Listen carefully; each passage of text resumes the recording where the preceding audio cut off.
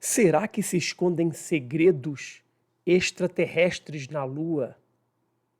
Programas secretos do governo norte-americano estariam acobertando a verdade?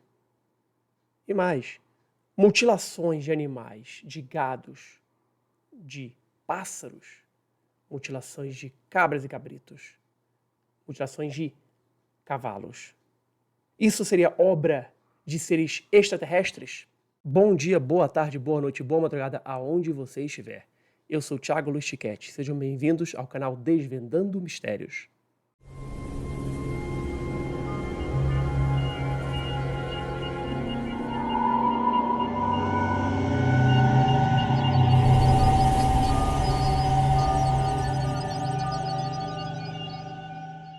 Olá, pessoal. E o nosso entrevistado de hoje é o pesquisador norte-americano Don Ecker.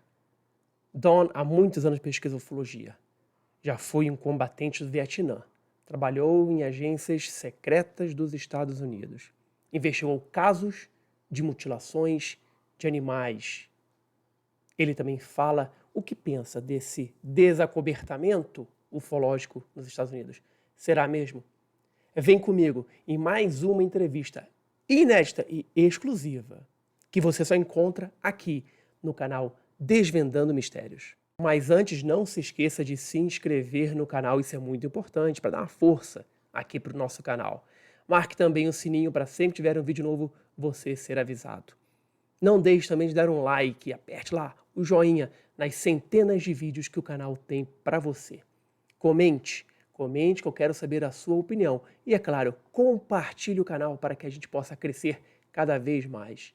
Então vamos lá com essa entrevista com o ufólogo Don Ecker, inédita e exclusiva. Você só encontra, é claro, aqui. Well, Don, thank you very much for being here on my YouTube channel. It's a very pleasure. And I know that you are one of the oldest, not by age, but oldest in the UFO research since last century, last century, like just like me. But I will start with you with the same question that I ask to everybody.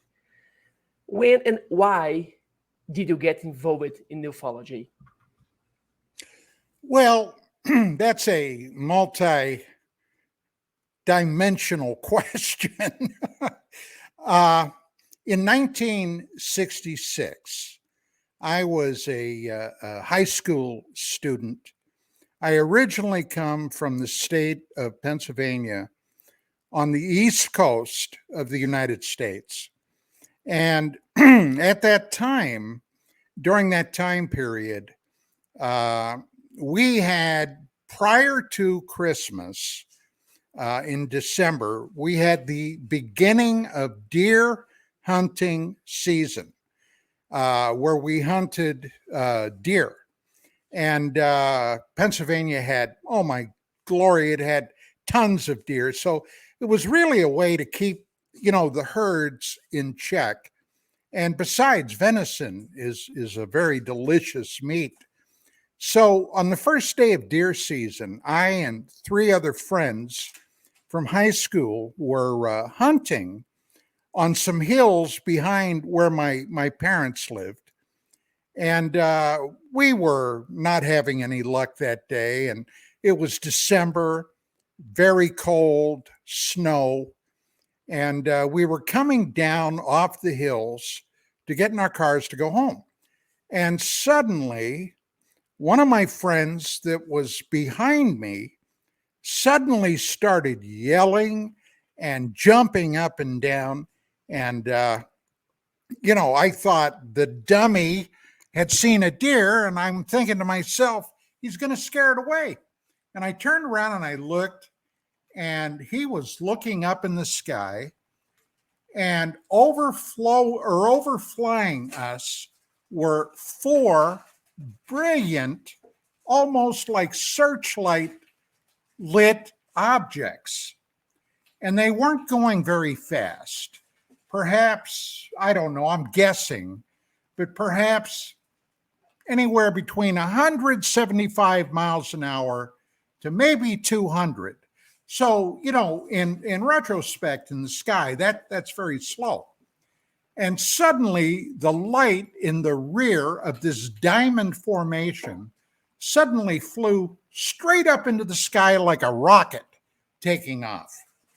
And suddenly the other three lights, now which are in a V formation, just burst out of sight within seconds, traveling in the same direction they had been, but vastly faster.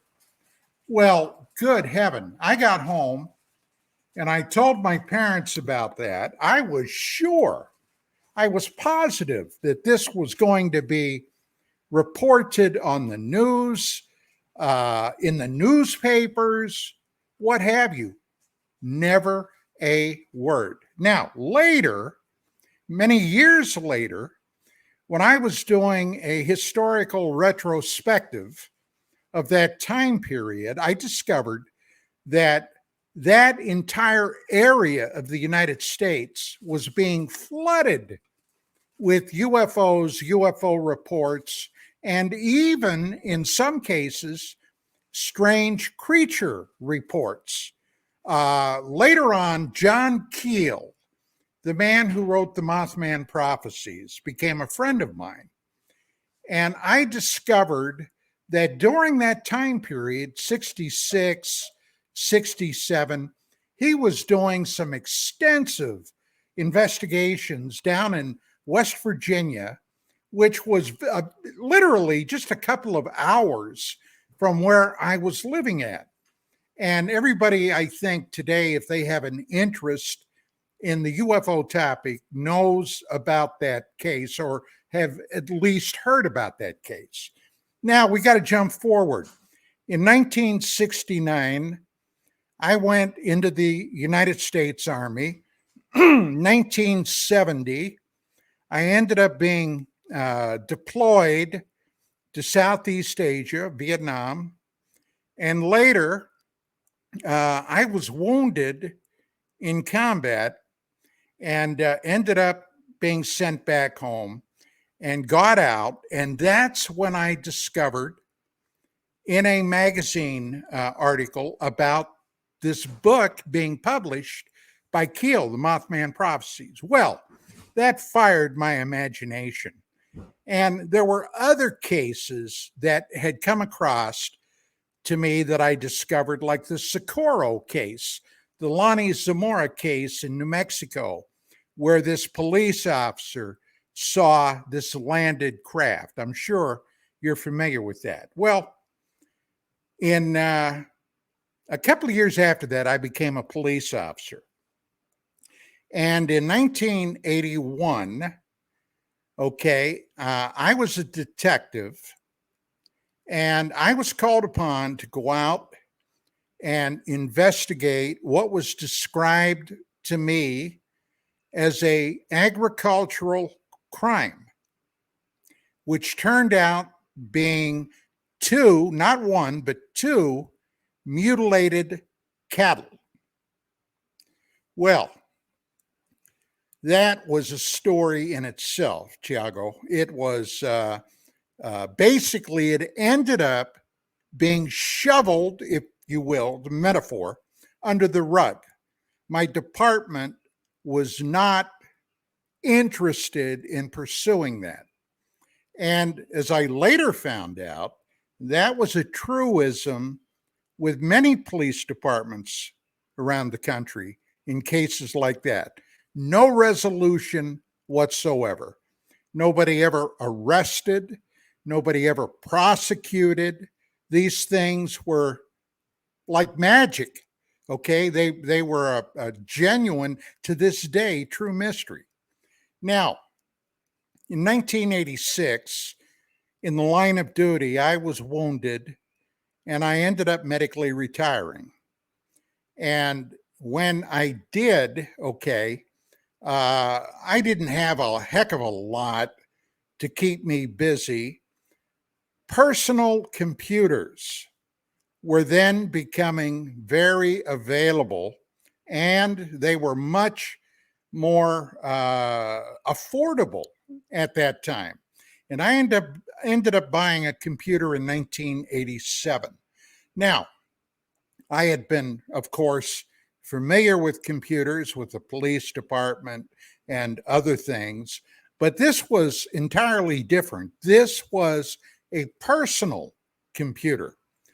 So I became just infatuated with that thing. And I did everything I could do to learn as much about that as possible. Now, in those days, unless you had what was called a modem, which allowed you to go online, your telephone, by the way, it was your telephone line that would enable you to contact other computers. Now, in those days, 87, 88, 89, there were a lot of bulletin board services around. But there were also some other avenues you could take, like CompuServe, America Online, and some other ones, basically a pay as you go service. I was on CompuServe, and I stumbled literally across a forum called the Issues Forum. And I was curious, so I began looking, and I discovered that a lot of these files and people talking about things involved UFOs, cattle mutilations, cryptid reports, and other things. Well, I became hooked on that. And then suddenly it clicked. Here was this investigation I was involved in with these two dead cattle that were never, the case was never solved. And here I was discovering these things were literally happening practically all across the United States. So I really started digging into this. Now, at that time, I had just gone through a divorce, so I didn't have a lot, that was tying me down. So I decided maybe, just maybe, I might look to start investigating this UFO phenomenon and assorted facets of the phenomenon, just like when I was a police officer and a detective. So I began a 6-month intensive research pursuit of this phenomenon. I haunted bookstores. I haunted libraries. I reached out to meet people like John Keel, for example, and others at that time. And to basically, it's much more involved than that. But suddenly, before I knew it, I was writing articles, investigations that I conducted. And then something happened that basically turned my life around for about 3 years. I discovered a number of cases involving human beings that apparently had been mutilated like the cattle. And for 3 years, I chased that story. I uncovered some very troubling things, but one thing I did discover, Jago, that was the fact that the federal government had an ironclad lock on that aspect of the phenomenon. Now, if you were to ask me why would they do that, well, it's very simple.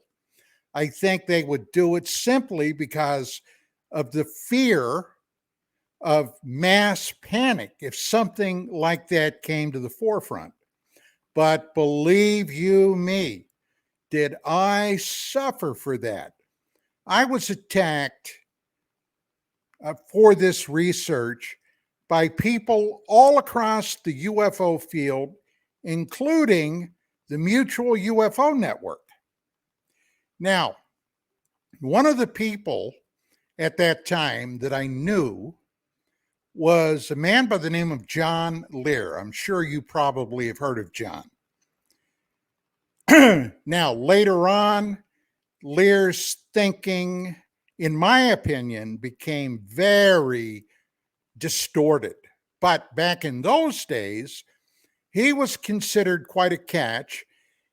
He was the son of William Lear, of Learjet fame, and Lear-Sigler Corporation, a massive corporation with a lot of contracts, government contracts and what have you. And he was an acclaimed pilot. During the Vietnam War years, Lear flew as a contract employee for a contracted airline by the CIA, the Central Intelligence Agency, in the Southeast Asian theater. And how I met John was because of a paper he had written that went up on a bulletin board service that was very prominent back in those days called the Paranet service. Now, Paranet was a computer system that ranged not only around the United States, but it went to Europe, it went to Asia. It were individuals in various countries like Britain, Great Britain, France, Germany, Italy, and other countries. Even Russia had some Paranet nodes there, along with Australia, Japan, etc. So, for example, I could write a report from my home office, put it up on Paranet. It would go out to the Paranet server, and within a day, it would be all over the world. Now, I did that with one of my first reports on the human mutilation thing. Now, John Lear, because of his family connections, had been invited to become the state director for MUFON for the state of Nevada. And before the 1989 MUFON symposium that was held in Las Vegas, John had called me up and he said, "Look, Don," he said, "I read your human mutilation paper you wrote." He said, "I'd like to invite you to come down and present your research on Sunday, the Sunday weekend, okay, which we basically have an open day. So I'm putting on another mini conference on Sunday, and I'd like you to be one of my speakers." So I told him, I said, "Well, John, I'll have to think about that." But a few days later, I called him up and I accepted. Now, when I went down there, okay, I was living in Idaho at the time. I flew down to Las Vegas, got to the airport, got a cab, went up to the hotel where the conference was being held. I had a room up there. And I walked in to the guest check-in desk. And as I walked up, I noticed there were three guys standing off to the side. And I looked, and I didn't recognize any of them, but it struck me as kind of funny. And hey, I hadn't been not a cop for very long at that time. So I had what's known as situational awareness all around me. And when I gave the clerk my name and he was getting my key cards, this one man walked up to me, a much older man than I was at the time. I was just hitting 40 then. And this guy said to me, "Are you Don Ecker?" And I said, "Yes, I am." And I held out my hand to him to shake because I thought he was somebody affiliated with the conference. Well, he was. He was Walt Andrus. He said, "Well, I'm Walt Andrus. I'm the international director of the Mutual UFO Network, and I'm here to tell you that if you speak about your paper on Sunday, you'll never speak at another MUFON conference the rest of your life. Oh, okay, thanks. That's what I told him. All the while I'm thinking, well, I don't want to say on the air what I'm thinking, but but anyway, I gave my talk, and yeah, he was as good as his word, because I have been persona non grata with MUFON practically ever since. But that's how I got into UFOs. Well, it's a great timeline of your life. It's amazing. You pick it every single aspect subject they're gonna ask you. But let's. I'm very curious about the human being mutilation. We had one case here in Brazil, but it was solved. It was not alien, not extraterrestrial. Was a person that died in a shore of a river in São Paulo, and a researcher called it Claudio Corvo. He proved that what happened was rats and something like that. Animals. Well, eat it. that's not a human mutilation. Then that's not what I was researching. So I would like to, of course, I would like to read the papers, but I'd like to ask you, in your opinion, well, first of all, where this happened in the United States? It was in the same state, in the same city, in different states. You told it was for human mutilation. Well, one mutilation case came to me that happened in Idaho. Okay. And hey, I'd been a cop there. I started doing I utilized the old blue line. Okay. I knew a lot of guys, cops, and I covertly connected with several of them because I wanted to find out what they were saying upstairs, not what was going out to the press, all right, or the TV news, but what they were actually talking about in the back room. Now, I had one friend who was a detective with the Boise PD. I had another friend who was an investigator for a sheriff's department there. And I had another friend who was a cop back in Ohio. So what I did was, now, okay, a lot of this is going to sound probably a little off the wall. It's been so long ago. It's been, well, over 30 years ago.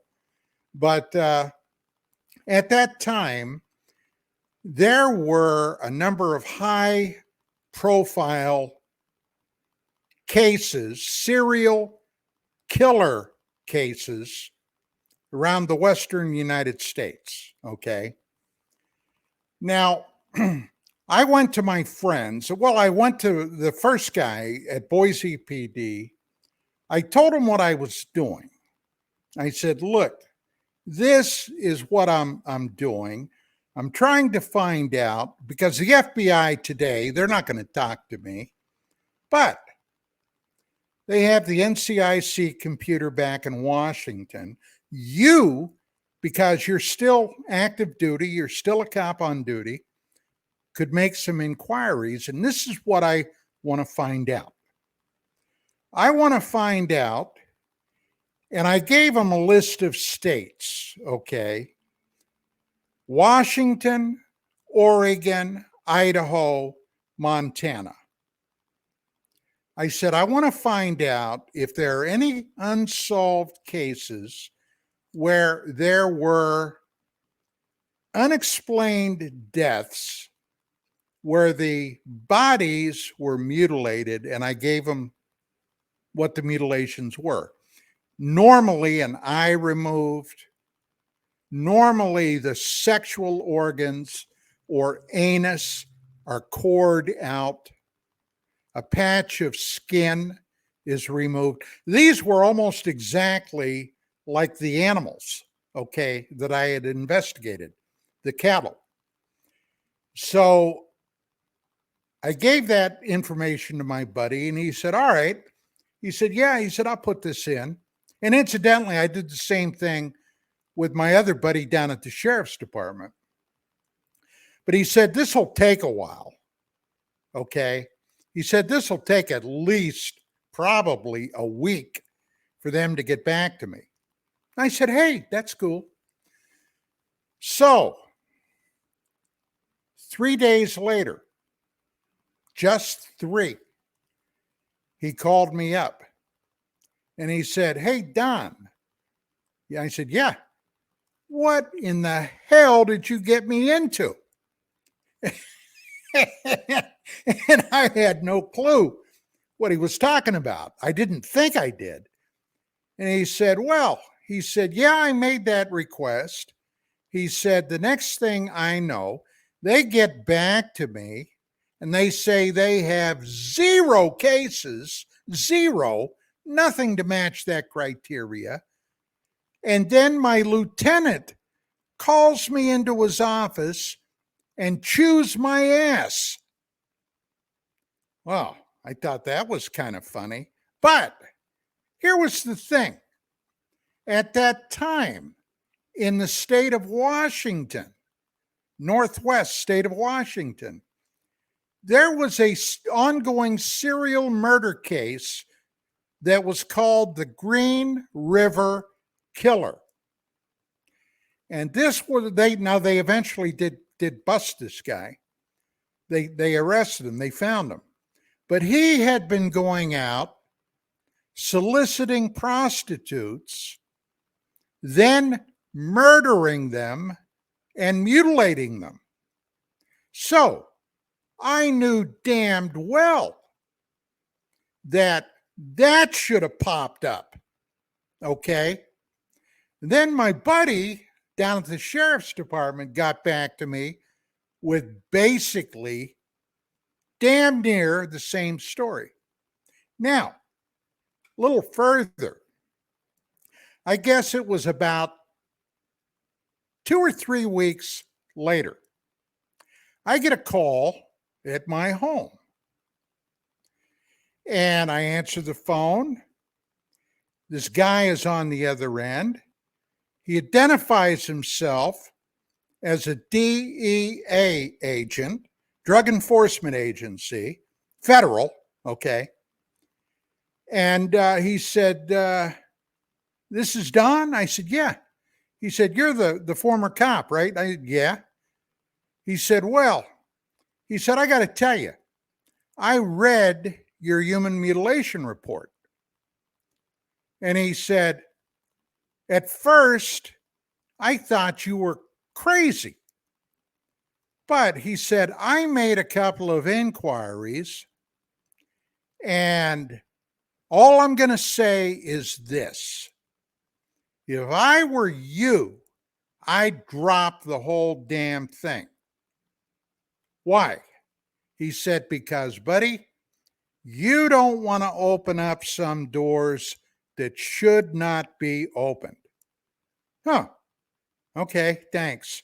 Well, at that time, I was young and dumb, full of bravado, and I kept banging away for another 2 years. Nothing that I'm aware of ever happened to me overtly, although, Tiago, I will tell you this, when my wife and I were publishing UFO Magazine, I was the director of research out of Los Angeles here.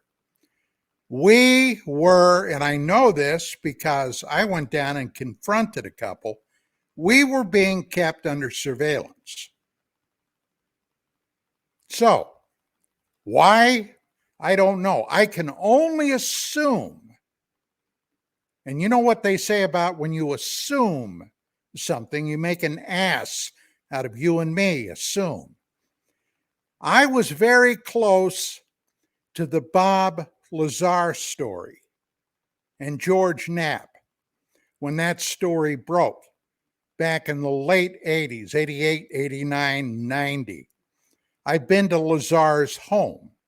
I knew George Knapp, and they had people swarming over them, keeping them in their sights. So it could have been any number of reasons why they were watching us.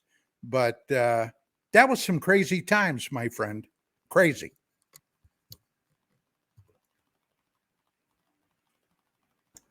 That was amazing. That was amazing. And now that you spoke about Bob Lazar, I have to ask you. We have David Brush that come forward to speak at Senate under oath that he was part of a secret program of the United States. And Bob Lazar said that years ago, almost 30 years ago. In your opinion, Bob Lazar was telling the truth, or Tiago, I'll tell you this much. And excuse my language, but when I was a police officer, I had a very good bullshit indicator. Do you know what I mean by that? Do you know what I mean by a very good bullshit indicator? Yes. Okay. Okay. I interviewed over the years probably thousands of people. Now, I won't say that I've never been bamboozled, but usually I can detect if somebody is trying to pull a fast one on me. And I am as convinced of what I'm about to say as I am sitting here. The day is long.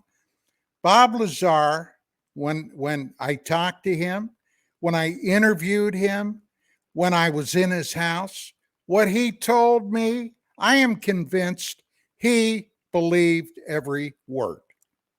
Every word. Now, can I give him 100%? I'm sure that this happened. No, I can't. I wasn't there. But I will tell you this. He has never substantially changed anything he told me over 30 years ago than he's saying right now. It's practically the same story verbatim. So, now with all the UAP revelations that are supposedly coming out, I'm much more disposed that Bob Lazar was telling it like he knew it. And do you think that the disclosure is finally happening? And if it is, they're gonna look back, or just from now on? No. Disclosure, forget it. And I'll tell you why I think that. As a matter of fact, Tiago, right now, I am working on a paper. I'm writing a paper about disclosure.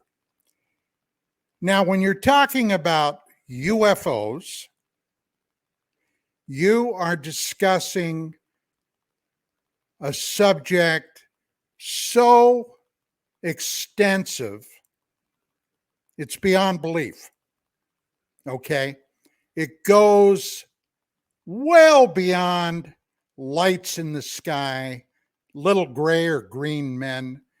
I mean, it involves practically everything you could think of. And what do I mean by that? Well, number one, there have been human beings seeing things in the sky and coming down since there have been human beings. The same entities as today, I have no idea. But they have been around, something has been around for millennia, okay? with human beings, and very possibly before. But whatever the ultimate secret is, in upper echelons of government, it's referred to as, listen to me very carefully, the core secret. Core, C-O-R-E, the core secret that they have been sitting on, whomever is in charge of this, since they discovered UFOs. And that core secret is protected by something called a SAP, S-A-P. And what that stands for is Special Access Program. And from what I have heard, I've been told, and I've been researched, there is something about this that terrifies the upper echelon. Now, what that is, God only knows. I have no idea. But with that being said, they can't reveal the ultimate secret. They can't. They can't for a number of reasons. Number one, they can't because they are afraid that whatever that secret may be will turn civilization upside down. They will disturb the status quo if that secret would ever come to light. Now, just look at what happened to the United States at the time of the 1947 Roswell event or incident. Somewhere around the 24th of June, a civilian pilot by the name of Kenneth Arnold was flying over near the Cascade Mountains in the state of Washington in his private airplane when he saw 9 flying things that he couldn't identify.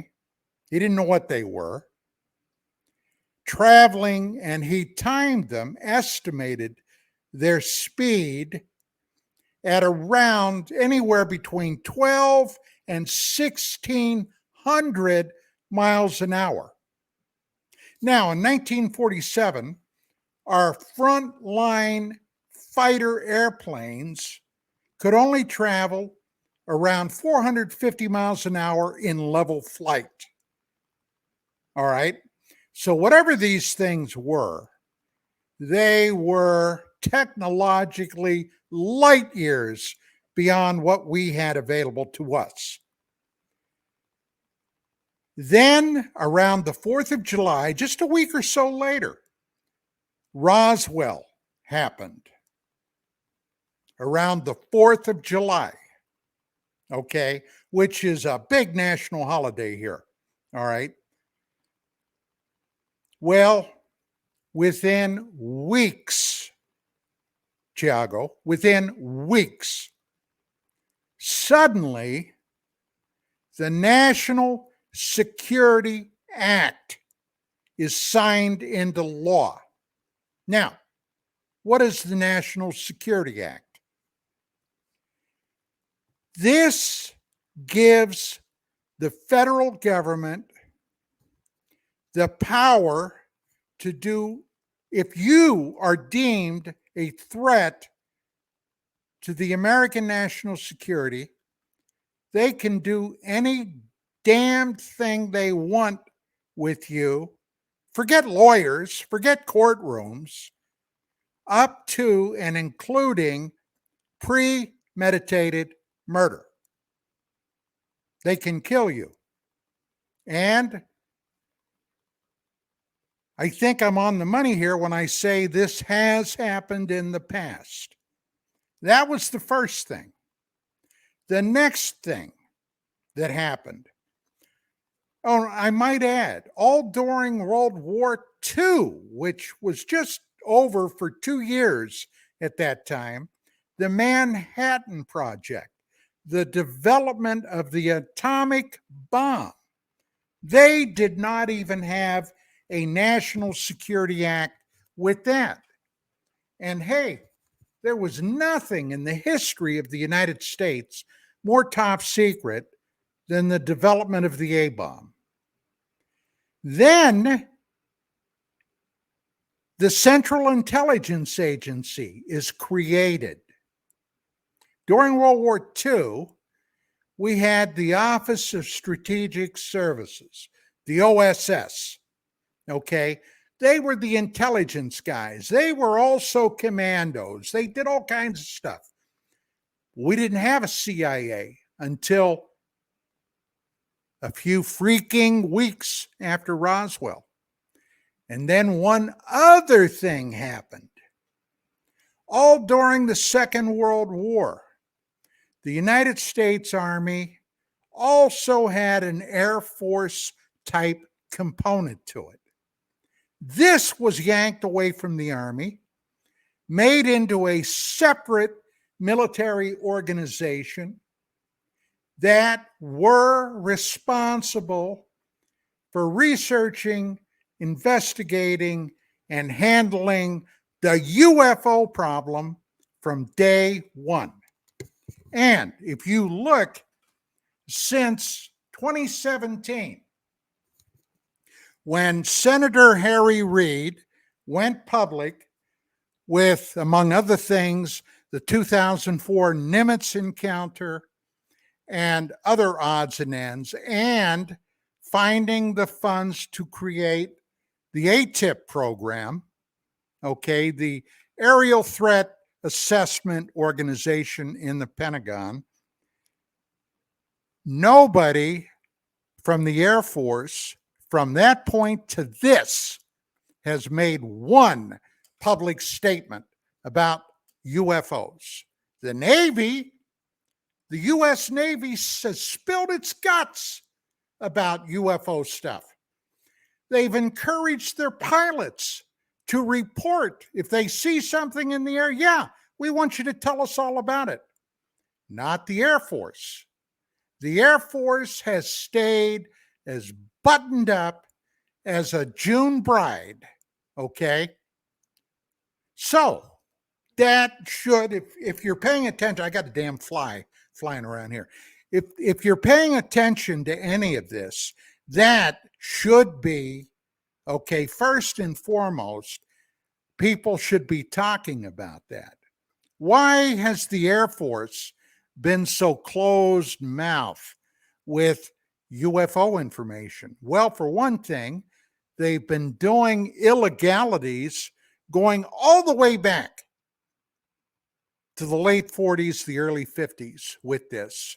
They have gone out of their way to destroy lives with people they've told to shut up that have talked anyway. They've got a lot to answer for.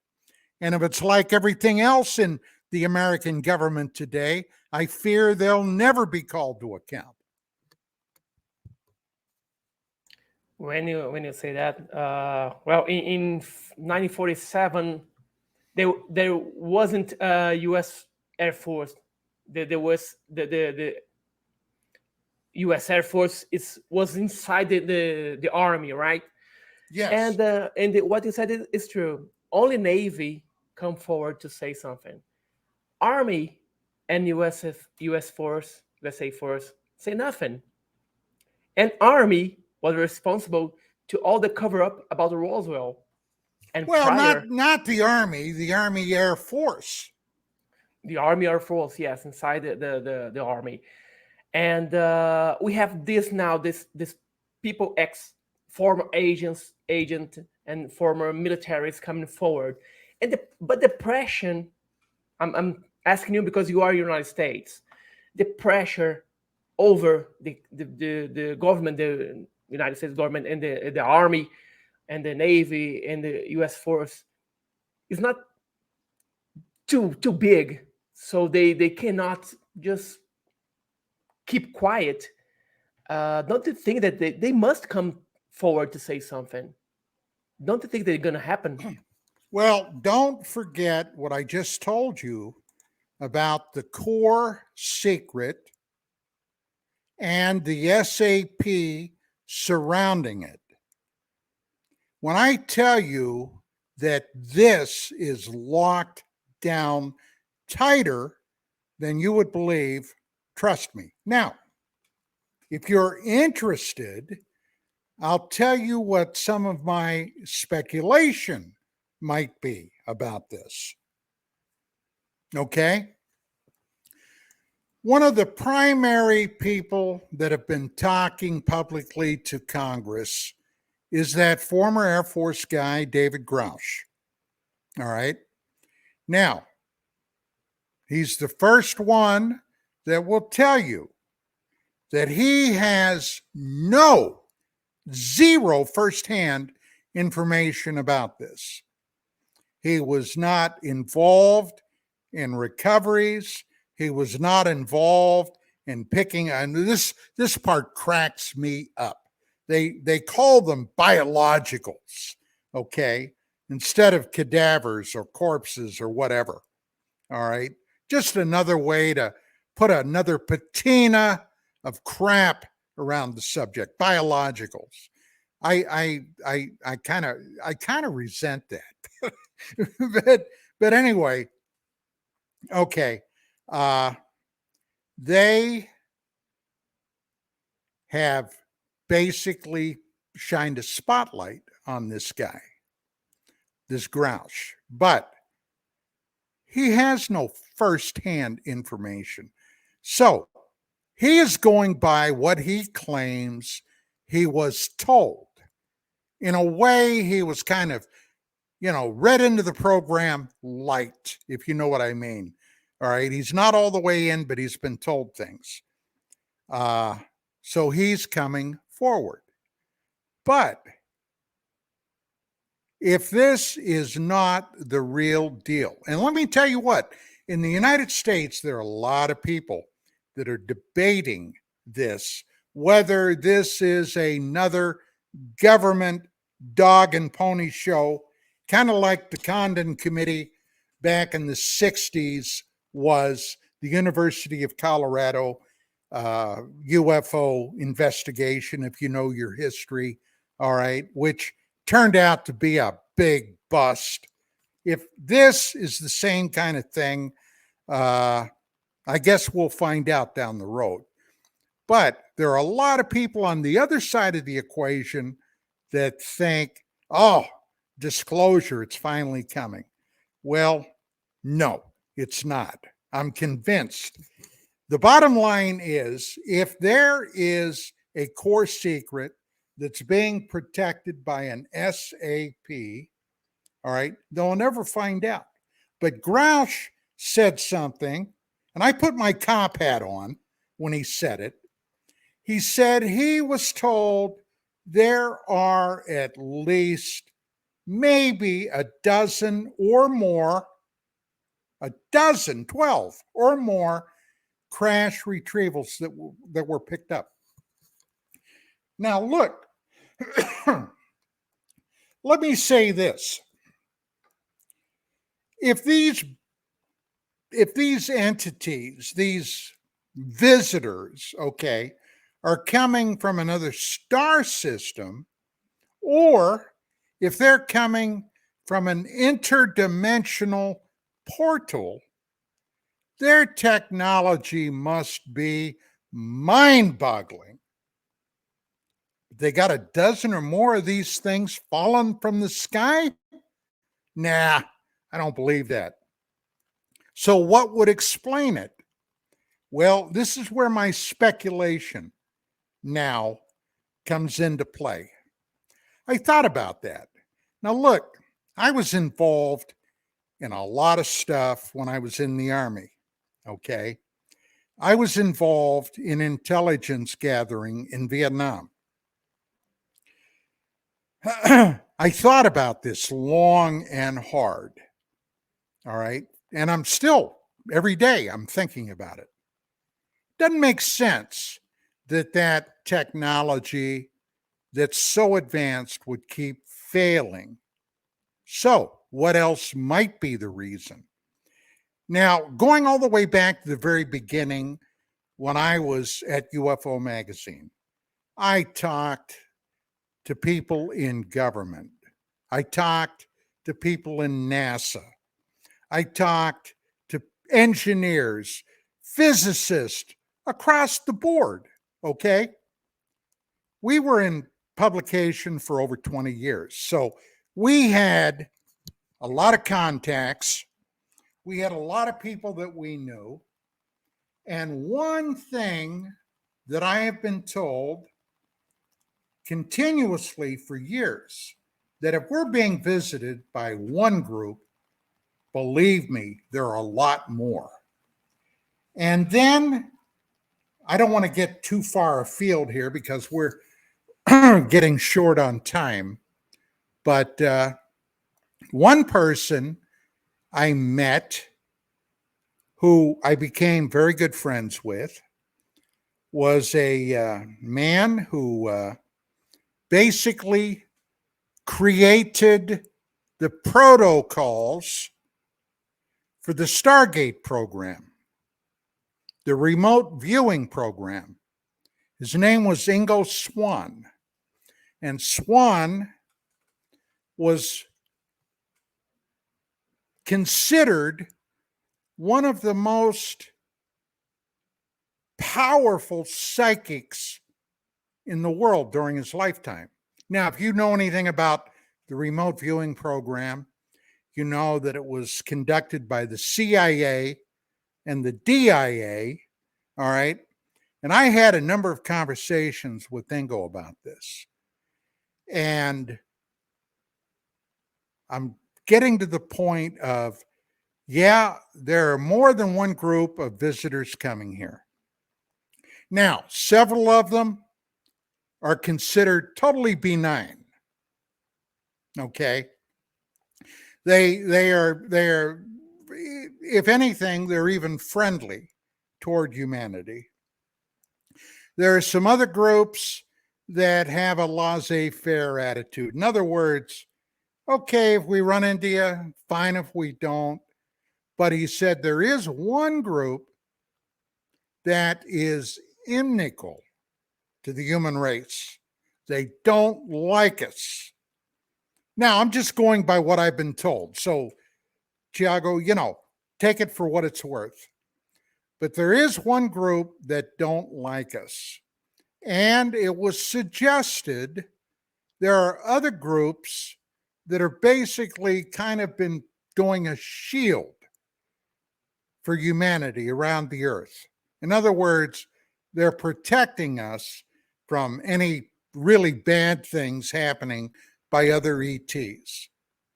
But if these craft keep coming down, what might be the reason? In near Earth orbit and in the solar system, there is an ongoing low-grade conflict. In other words, there are folks out there shooting at each other.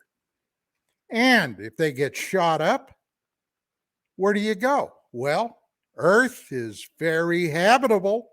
You would come down here.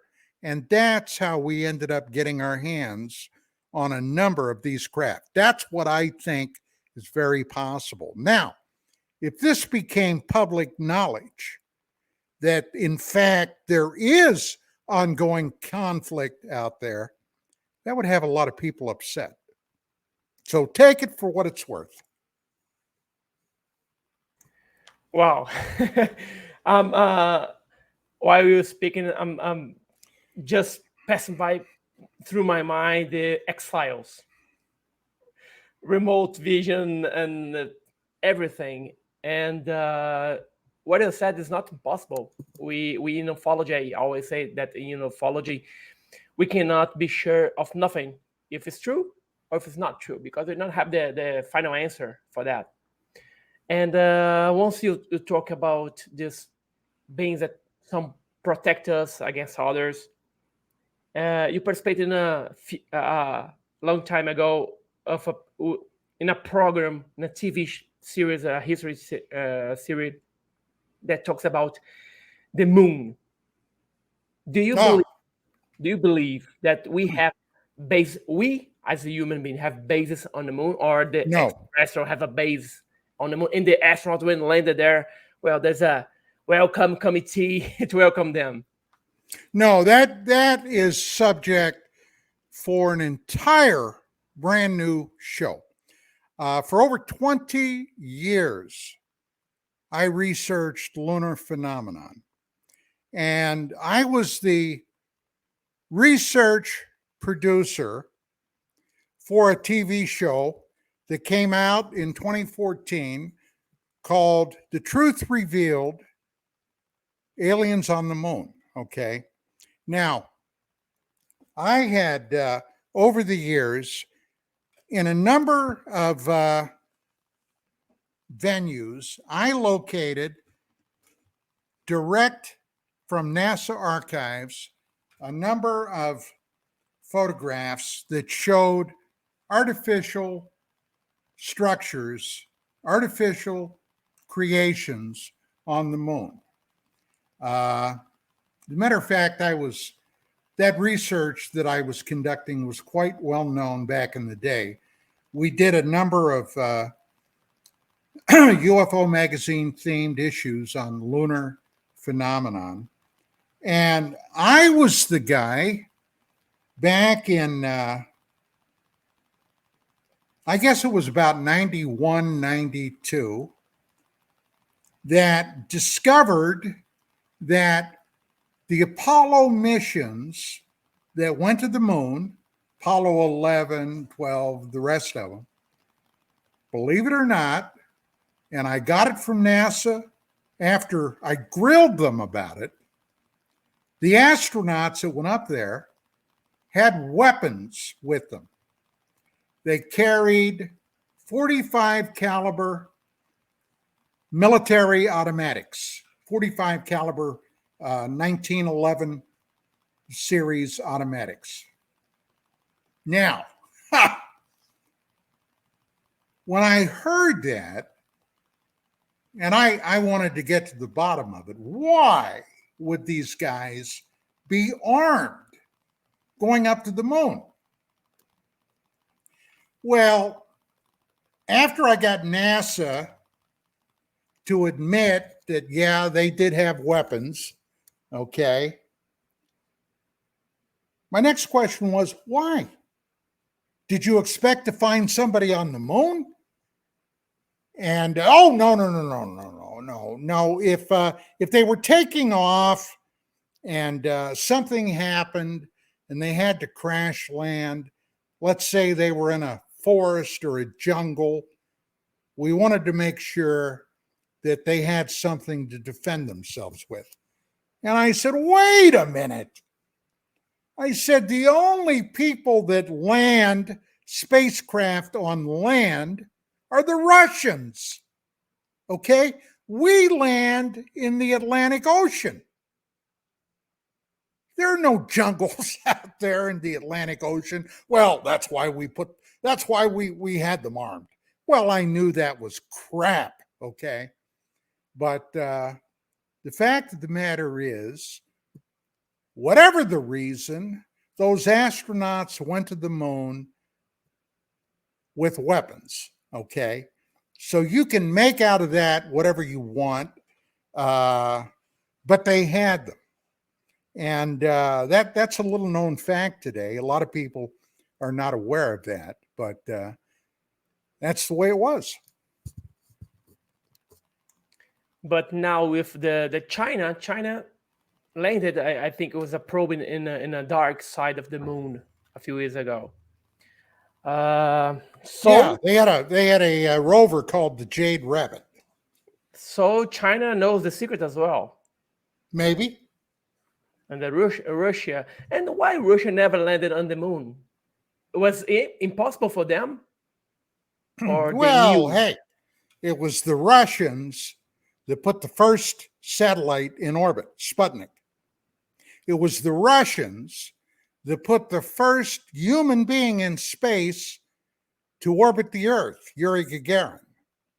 It was the Russians who were the first people to basically rendezvous two spacecraft together in 1962 by cosmonaut General Pavel Popovich. So, hey, if they really desperately wanted, and they did send unmanned spacecraft up there, okay? They didn't send cosmonauts that we know of, but they did send unmanned spacecraft up there to get samples, lunar soil samples. A lot of people don't give them credit for that, but they did. So yeah, the Russians, if they wanted to put cosmonauts up there, I'm sure, Tiago, they could have. That's the secrets of the moon. I love these facts. Let's go back a little. When we were serving in Vietnam, we had reported soldiers there that saw something in the sky, like flying saucer and the UFO, stuff like that. Have you seen something or heard something while you were there? Did I personally? No. Did I hear some stories? Yes. Now, one story that I heard, and if you were a conspiracy-minded person, you could make a conspiracy out of this. But I heard of some long-range reconnaissance patrols, LRPs. They're called LRP, or were called LRPs. All right. I was up in I Corps, which is as far north in South Vietnam as you could go. And up there around the A Sha Valley, which was a very bad place at the time, okay, the 101st Airborne were up there. And the 101st used to send out these LRP patrols because the place was crawling with North Vietnamese communists. And so anyway, I heard some stories about Huey type helicopters.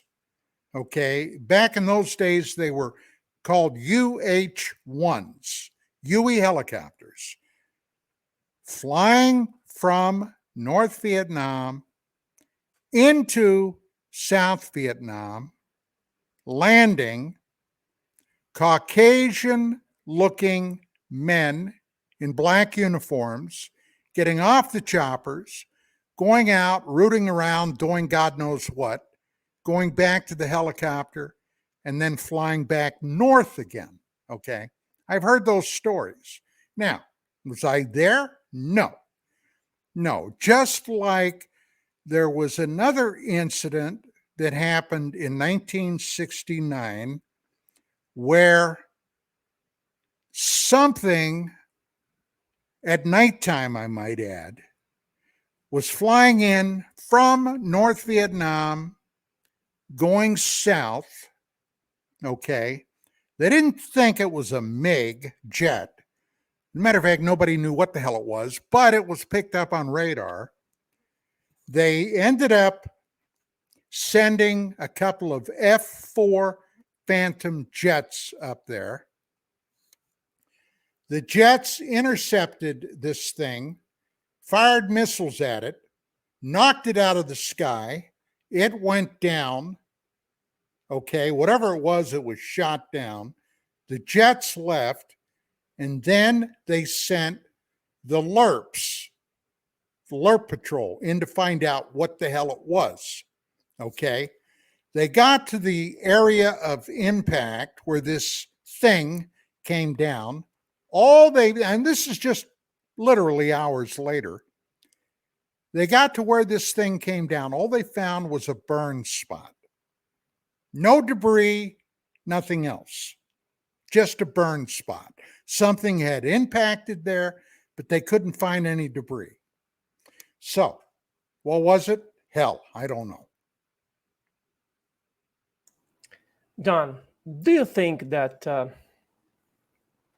this extraterrestrial really means whatever? They are living together as in the same planet without we don't know because I'm very good friend of David Jacobs, Dr. David Jacobs, and he has his theories about the abductees and The hybrids. Yeah. the hybrids and the hybrids as well. They're now learning how to live in our planet to conquer it without any fire gun. Something Well, that's just, his theory. Yes. yes, just replacing human beings That's to his theory. hybrids. Do you think that this can be true? Well, God, I don't know. Look, for what it's worth, okay, for whatever it is worth, my opinion is that there are visitors, okay, ETs from somewhere else here on Earth in the United States and other countries that are passing themselves off as native born humans. Now, look, Chago, back in the late 80s, when I first got into this field, my predilection was nuts and bolts craft. That's what I thought it all was. But as I got seasoned, all right, and what I mean, more experience, more cases I was involved in, more people I talked to, my thinking opened up, it expanded. And I knew some of the NIDS people, Robert Bigelow's Skinwalker Ranch, when they bought that and they first put those scientists out there, I was privy to a lot of stuff the public wasn't. My thinking expanded a little more. Possibly, okay, not only are we talking about nuts and bolts craft coming here from another star system using God knows what technology, but maybe we're also dealing with interdimensional beings crossing over from another universe. God only knows why. But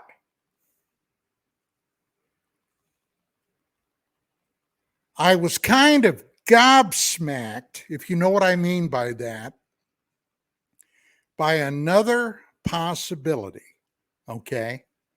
Now, in the last 6, 7 years, I became extremely fascinated and intrigued by the events immediately preceding and then occurring after the Younger Dryas event. Do you know what that is? Younger Yes, I Dryas do. event? Yes, I do. Yes. Okay. Roughly 12,000 years ago, something happened here on Earth that literally changed the face of our planet. Okay? It ended the Ice Age. Untold millions of giant fauna, giant animals vanished in an eye blink.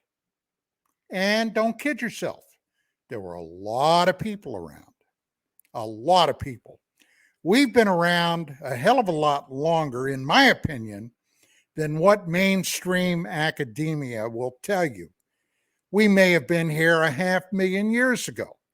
Now, just looking at what the human race has done in the last 200 years, okay, we went from basically subsistence farming okay, to the Industrial Revolution, beginning in the 1800s. A century later, our first airplane flight from Kitty Hawk, North Carolina, with the Wright brothers. 15 years after that, okay, in the 19 teens, Europe is totally at war and they're having air battles in the sky. When 20 years before that, the best they could do was float a hot air balloon up there. And then, okay, another 25 years, we're flying jet airplanes, breaking the sound barrier. And 25 odd years after that, we're landing on the moon. Now, my God, if you think about that, we went from horsepower, horses, to nuclear power.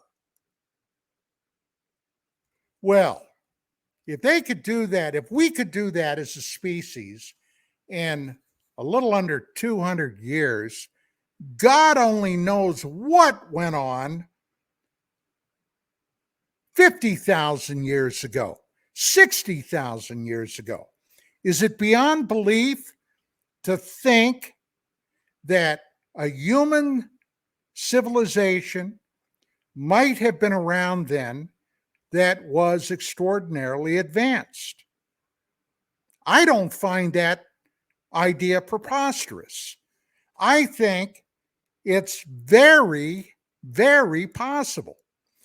And I have interviewed people like Dr. Richard L. Thompson and Michael Cremo, okay, who wrote a seminal book that mainstream science hates and loathes called Forbidden Archaeology, that talks about some of the extraordinary artifacts that have been discovered where there shouldn't be anything. All right? There should be nothing there to be found, but stuff was. My God, down in Texas, all right, there is a stream bed down there. And I've seen the photographs. I personally have never been there, but I've seen a lot of reports on it with human footprints following a series of dinosaur footprints, or appear to be dinosaur footprints. One was following the other. Now, whether the dinosaur was following the human prints or vice versa, who knows? But they're down there for anybody to see. Now, there haven't been any dinosaurs that we know of around for about 65, 66 million years. How do you explain that? Well, mainstream science and archaeologists, mainstream, don't want to explain it. They want to hide it, okay? And they've been very successful in doing that.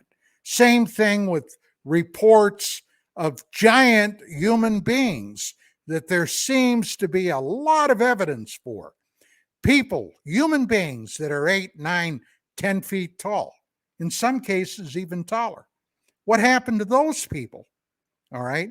Well, 12,000 years ago, whatever happened. I think it was a comet strike, okay, that impacted the planet, caused a God knows how big of a fireball. The ice caps immediately started melting. We know for a fact that the oceans of this planet rose between 200 and 400 feet higher today than they were 12,000 years ago. Now, how much land was swallowed up by the seas, by the ocean? How many human beings died? We know that the great woolly mammoths died. We know that the Columbian mammoths died. We know that diurnal wolves died.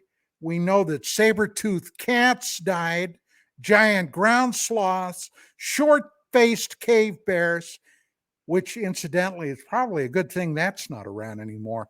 They could stand 15 feet tall on their hind legs, and they had from what I'm told, a very bad attitude toward human beings. But something happened that changed the face of the planet. Now, the point that I'm getting to, if there were advanced human beings, what if they knew something was about to happen and they had the capability to leave the planet until it was all said and done, and then eventually come back? But for whatever reason, they decided to go underground. Now, sure, they can come out if they wish. They can walk around. I don't know about you, Tiago, but I've heard some very, very strange stories coming out of Antarctica, okay, which for whatever reason, that continent is locked down, okay. It takes an act of Congress to get down there. Now, personally, I'm not crazy about the snow and ice, but a lot of people are, and they have that covered up. But what if there are humans living underground that have advanced technology? Well, my point is that's the third possibility in my mind of what some of these UAPs might be, where they might be coming from. Interstellar, interdimensional, beneath our feet. Under the water as well. Why not? Why not? Right. These theories are amazing. And 2,000 years ago, we had this strike. And there's a theory that very, very advanced civilization living in our planet. And what I can't understand is, but why to keep this a secret like that? If we're an archaeologist, that could be the greatest discovery in a human history. Mm-hmm. Why? Why? Well, the power brokers don't like to think they're losing control of the narrative. Okay? We have a saying up here in the United States, and it's called being kept in the mushroom syndrome. Now, basically, mushrooms grow in the dark. Well, they keep us in the dark, and they feed us massive amounts of bullshit, okay, to help us grow. So that's one way of looking at it.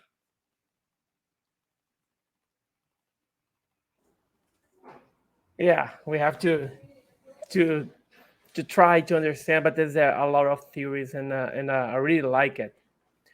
But Don, just to finish our interview, we could stand for hours and hours. I would like to ask you, what should we expect from ufology from now on? We would be taken seriously by the scientific community and the press, or just the same? It's like a wave. Everybody wants to know, and then the wave goes down, and no one spoke about it anymore. Well, I don't expect a huge earth shift in ufology. I've already told you that I think that if anything happens, they may reveal a few things and call it disclosure.